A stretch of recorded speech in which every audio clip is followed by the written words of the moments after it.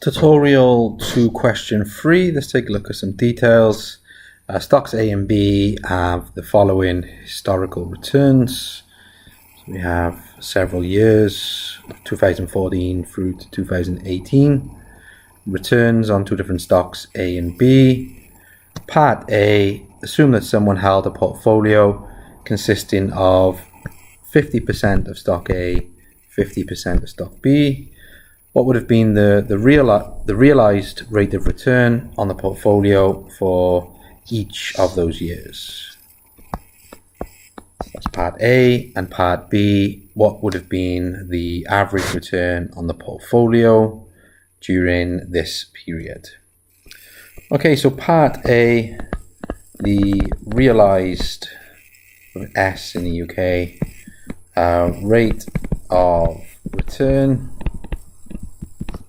This just means the what you've actually received in interest. That's what you actually receive. And to calculate what you actually receive in a portfolio, we're going to use the standard equation, which is the weighted average return. Okay, so for 2014, let's take a look. So we have this first line here. The amount invested in A and B is 50-50, and the returns are -10, -5.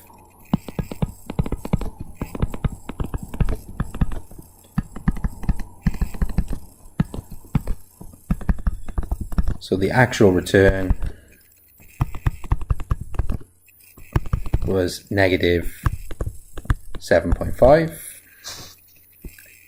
for 2014, and we're just going to keep repeating all the way down to 2018.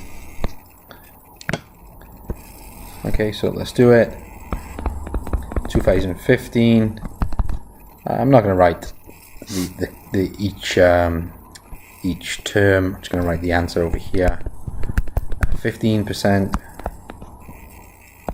2016, 22.5%, 2017, -2.5%, and 2018, I make that as 25%. Okay, so we got the actual rate of return on the portfolio for each of the years. That completes part A. Part B, what would have been the average return on the portfolio during this period? So for part B, we just want to take the average to give us the average over the 5 years. Give us this average.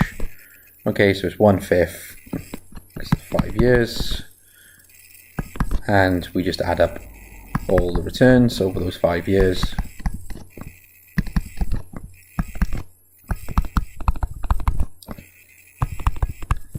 And that would give us, okay, so calculate the job, put a number crunch in, 10.5%.